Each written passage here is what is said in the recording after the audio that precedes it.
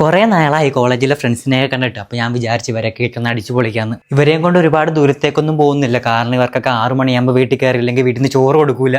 എന്നാ പിന്നെ ഞങ്ങൾ വിചാരിച്ച് നാട്ടിൽ തന്നെ കൂടാന്ന്. ഇവിടെ ആകുമ്പോൾ ഒന്നിനും പൈസ വേണ്ടല്ലോ.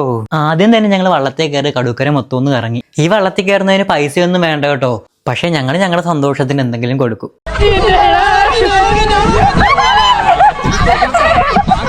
പാവം പിള്ളേര്, വെള്ളവും പുഴയൊന്നും ഇല്ലാത്ത നാട്ടിലുള്ളതാ. ദേഹം ഉണ്ടോ കുറെ എണ്ണം പേടിച്ച് കരയെ തന്നെ ഇരിപ്പ.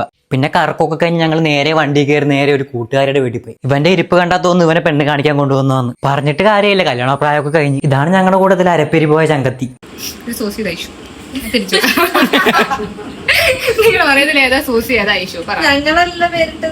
എനിക്കറിയത്തില്ല.